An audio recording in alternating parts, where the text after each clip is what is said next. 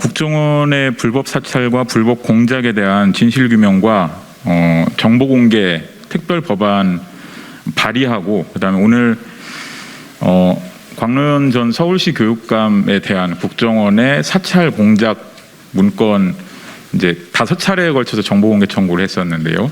그 5차 공개된 자료, 지난 5월 10일에 공개된 자료를 오늘 최초로 언론에 그리고 시민들께 공개하는 기자회견을 함께 진행하겠습니다.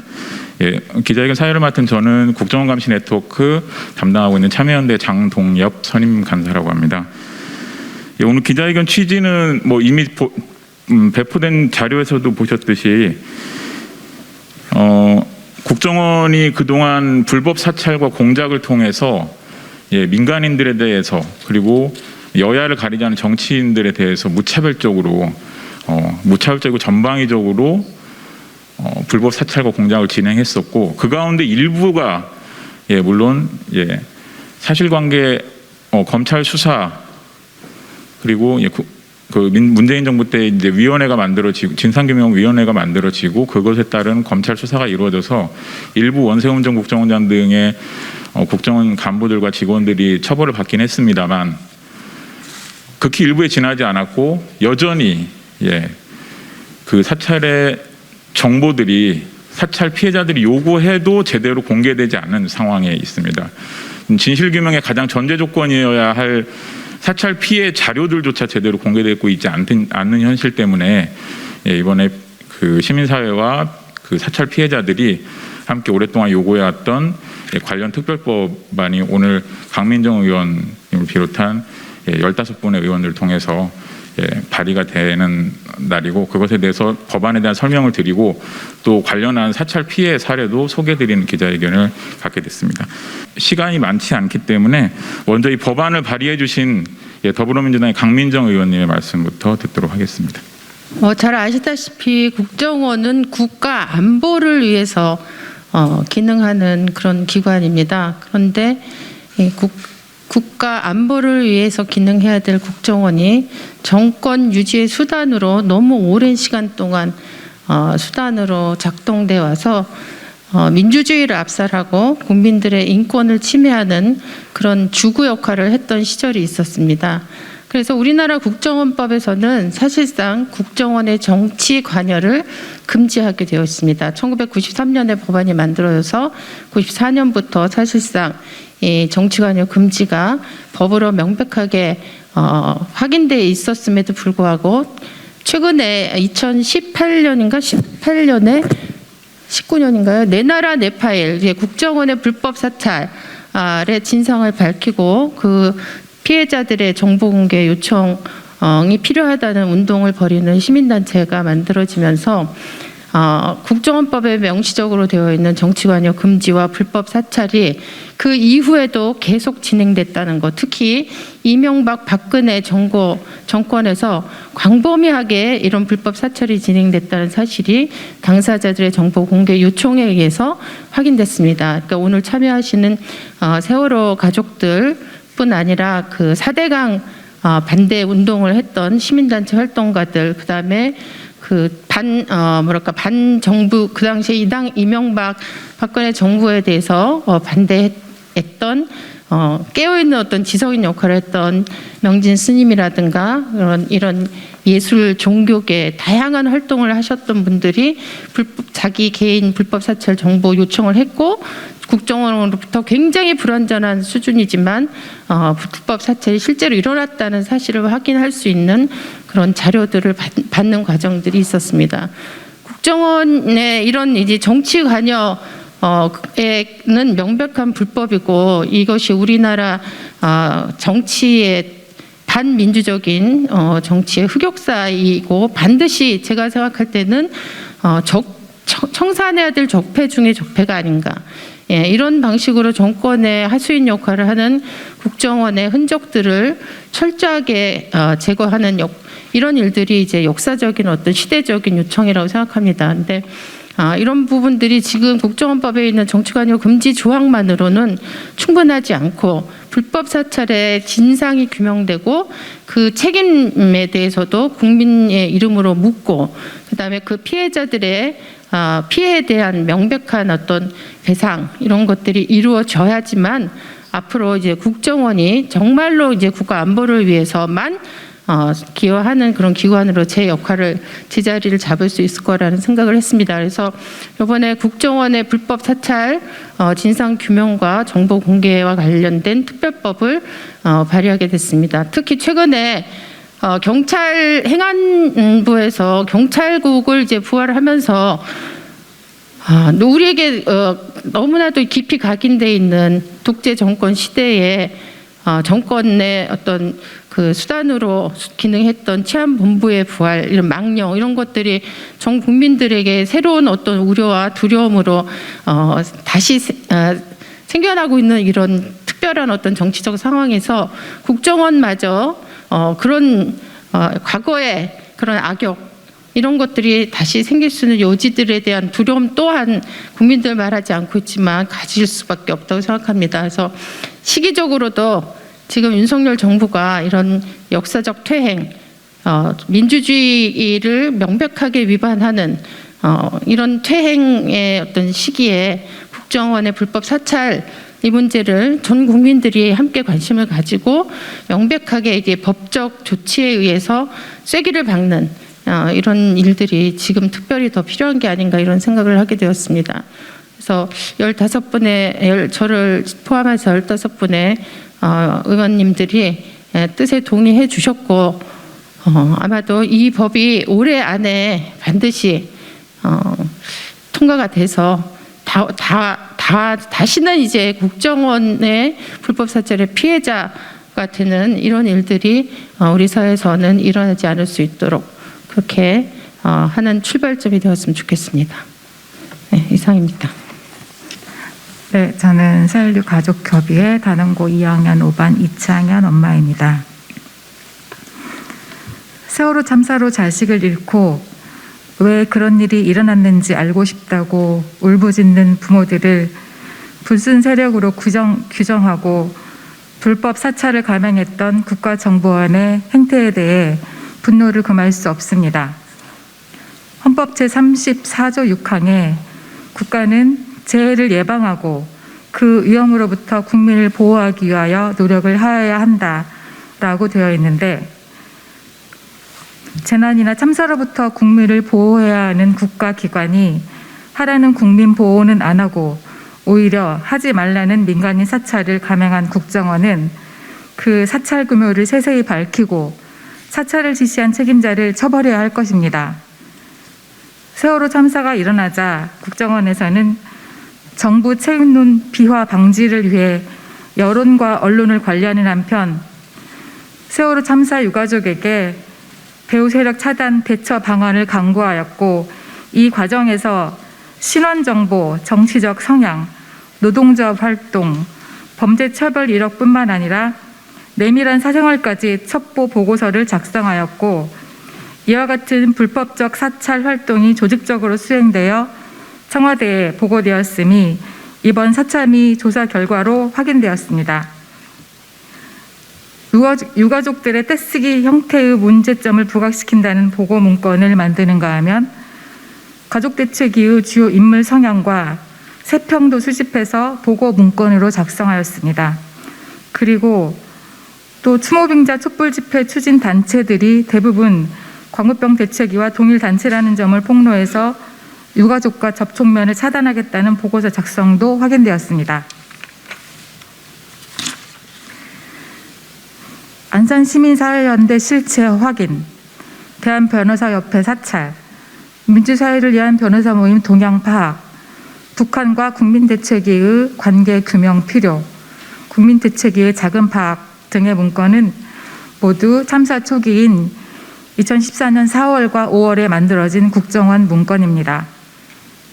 이뿐만 아니라 언론사 일면 톱기자 교체 동향 파악, 언론 특보체제 종료활동 파악, 세월호 참사 이슈 전환 동향 파악 등 언론의 동향을 파악하는 문건과 세월호 참사 후속 조치로 보수단체 동원 현황 파악, 유민아버지 단식 농성 시 개인 사생활 폭로전 등 적극적인 개입 정황도 드러났습니다.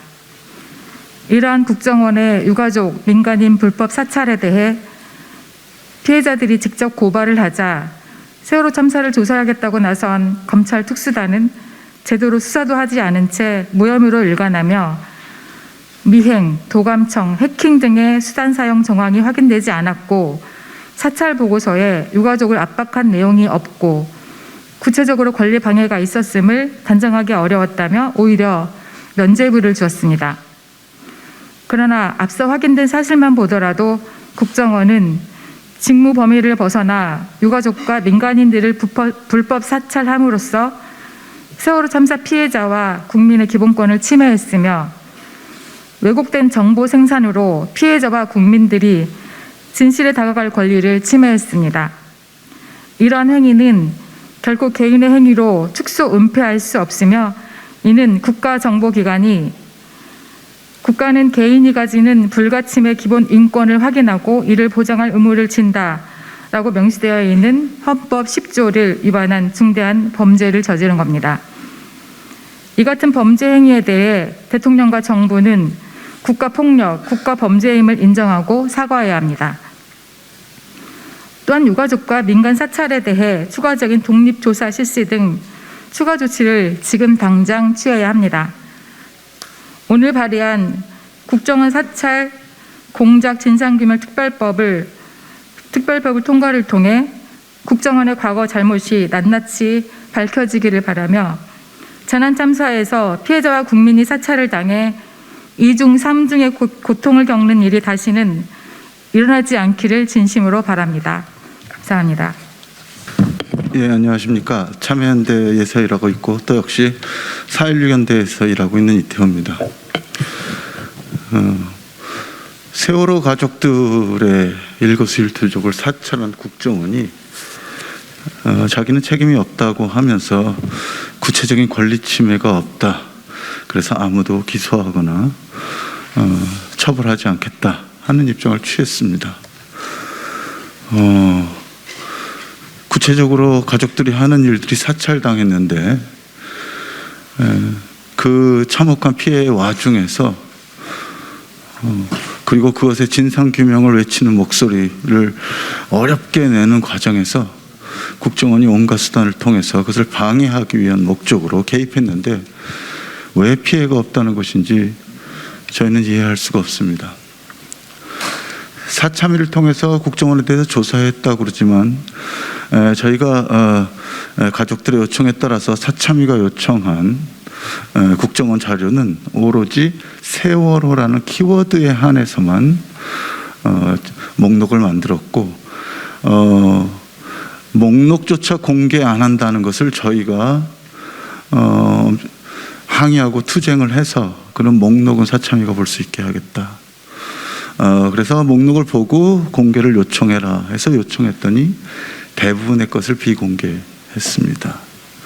실제로 사참위가 볼 수 있었던 것은 그 68만 건 중에 2,000건에 가까운 것이었던 걸로 알고 있습니다. 이렇게 사찰, 정보 수집, 개입, 공작은 마음대로 하면서 그거에 대한 기록들을 내놔라 하는 요구에는 자물쇠를 닫아 걸고 우리는 아무 책임이 없다라고 얘기하는 거에 대해서 우리는 정말 절망하고 분노합니다. 우리가 국가 권력에게 권력을 준 이유는 국민의 안전과 생명을 보호하라는 것이었습니다. 그것에 잘못이 있을 때는 자신이 한 일에 대해서 투명하게 공개해야 됩니다. 어떤 경우에는 국가의 잘못 그 자체보다 그 잘못을 숨기려고 한 은폐 그리고 그것을 은폐하기 위한 공작이 더 큰 처벌의 대상이 되고 더 큰 진상규명의 과제여야 합니다. 잘 아시다시피 정적을 도청했다가 문제가 됐던 닉슨 대통령도 그 도청 때문이 아니라 그걸 덮으려던 것 때문에 탄핵에 몰렸고 결국 스스로 물러났습니다. 지금 국정원은 자신이 한 일들을 부인하고 숨기려고 하고 있습니다. 이것으로는 안 됩니다. 저는 참여연대에서도 일하고 있습니다만은 많은 경우에 사찰에 표적이 되었습니다. 모든 수단을 동원해서 참여연대를 사회에서 퇴출해라. 이런 문건들이, 이런 지시들이 국가기구에서 공익적인 시민단체를 상대로 만들어지고 또 그에 따라 움직였는데 역시 처벌받은 사람이 없고 그에 대한 정보도 공개되지 않는 사실, 이건 있을 수 없다고 봅니다. 이참에 국정원에 대한 체계적인 과거사 진상규명이 이루어져야 되겠고, 그 핵심적인 수단은 우선 국정원이 가진 모든 자료를, 사찰 기록을 공개하고 그것에 대해서 독립적인 조사가 가능하게 하는 것이라고 봅니다. 이 법안이 꼭 통과되기를 간절히 기대합니다. 감사합니다. 네, 광론입니다. 제가 아마 우리나라 사람들 중에서 가장 많은 불법 사찰 파일 문건을 공개받은 사람일 겁니다. 52건을 국정원으로부터 공개받았습니다. 거기에는 국정원이 검찰 조직과 수사 동향을 실시간 공유하고 또 각급 법원의 재판 동향, 재판 결과를 공유하는 그런 내용들이 다 들어가 있었죠. 또 저에 대한 심리전을 기획해서 관제 시위와 집회를 국정원의 자금으로 조직하게 만들고 전개하는 그런 내용들, 또 뭐 이른바 찌라시를 만들어서 배포하는 활동, 이런 것들을 다 국정원 자금으로 했다는 내용들이 저에게 공개됐습니다. 2012년 8월 16일자 국정원 문건에 따르면, 저에게 공개됐던 문건이죠. 2012년 8월 16일자는 제 사건을 맡고 있었던 대법원 2부가 8월 16일, 그러니까 문건 만든 거 바로 당일이죠. 8월 16일 현재 극비 합의를 했다. 제 사안에 대해서 극비로 합의했다는 내용을 극비로 보고하는 거였습니다. 당일 거의 실시간일 거예요. 그래서 여러 가지를 분석하고 있는데, 그 중에 이제 대법관 이름이 가려졌습니다만, 아무개 대법관은 소위 진보적이라는 외부의 평가도 있지만 정통 보수를 대변하고 있고, 또 아무개 대법관도 보수 성향인 점에 비추어 볼 때 상부 기각이 예상된다, 이런 식의 분석을 하고 있어요. 여기 지금 대법관 성함은 우리한테는 지워져서 제공이 됐지만 사실은 국정원이 해온 일입니다. 국정원은 이런 문건이 보여주듯이 중요한 인물, 중요한 사안에 대해서는 전방위적으로 무차별적으로 국가안보와 무관함에도 불구하고 정치 목적의 사찰, 민간인 대상의 사찰을 해왔습니다. 또 공직자 대상의 사찰을 다 해왔습니다. 그런데 이와 같은 직무 범위 밖 사찰, 국가안보와 무관한 사찰, 그리고 공직자에 대한 사찰, 민간 단체에 대한 사찰은 불법 사찰이고, 그렇기 때문에 그 작성된 사찰 정보 파일을 그 당사자인 개인이나 단체에게 공개해야 된다는 대법원의 판결이 지난 2020년 11월 12일 날 내려졌습니다. 이 대법원 판결로 말미암아 우리 국민들은, 불법 사찰을 당한 국민들은 국정원에 그 불법 사찰 파일을 내놓으라고 할 수 있는 권리를, 법적인 권리를 취득하게 된 거죠. 그런데 국정원이 5만 가지 이유를 들어서 이 제대로 된 정보 공개를 거부하고 있습니다. 그런 여러 가지 이유가 이제 입법이 필요한 이유가 되겠는데요.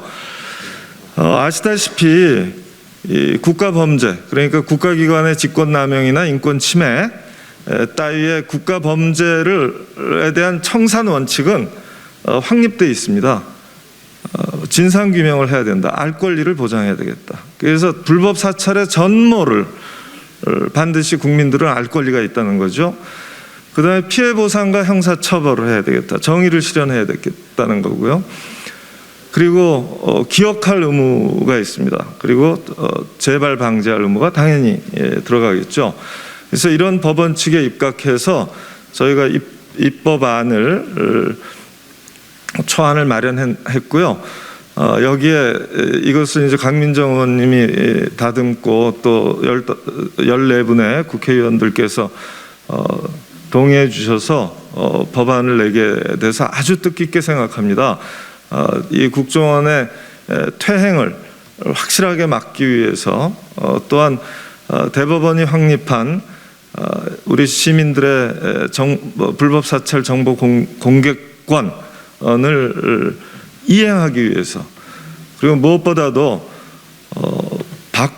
이명박 정권과 박근혜 정권의 불법 사찰 최고 책임자들에 대해서 형사처벌이 필요합니다. 경종을 울려야 됩니다. 그런데 유감스럽게도 공소시효는 2023년 5월이 되면, 사실은 3월이겠죠. 탄핵이 됐으니까요. 그때로 거의 뭐 중단된다고 보셔도 되기 때문에 지금 한 1년밖에 안 남은 거거든요. 그래서 빨리 입법이 돼야 된다고 생각하고요. 그렇게 해서 청와대 수석들, 그러니까 국정원을 수석처럼 부렸던, 아무런 거리낌 없이 부렸던 청와대 수석들, 그리고 그 요구에 아무런 거리낌 없이 응했던 국정원의 최고 지휘부들, 정무직들에 대해서는 불관용 원칙을 세우고, 나머지 일반 국정원 직원에 대해서는 협력 조건부로, 진상규명 협력 조건부로 면책 요건을 정하는 게 저희 이 법안의 특징이 아닌가 저는 그렇게 봤습니다. 오늘은 제가 법 내기보다는 이 피해자로서 말씀을 드려야 되는 시간 같아서 이 정도로 마치겠습니다. 고맙습니다. 이 15분의 국회의원님들께 진심으로 감사드리고요. 저는 이 법의 통과 여부, 이 법을 통한 불법 사찰 파일, 박지원 전 국정원장 말씀에 따르면 산더미처럼 쌓여 있는 그 불법 사찰 파일을 본인에게 공개하고, 전모를 밝혀내고, 불법 사찰의 전모를 밝히고 본인에게 공개하고 폐기 수순을 밟는 그런 일련의 법원칙에 대한 사회적 합의가 이루어지길 바라고요. 이것이 이재명 당대표가 이끄는 민주당과 21대 국회의 개혁성 리트머스 테스트 중에 하나가 된다고 생각합니다. 그래서 15분 국회의원님들께서 발의에 그치지 마시고 이것을 반드시 입법이 되도록 진력해 주십사 부탁드리면서 말씀 마치겠습니다. 고맙습니다.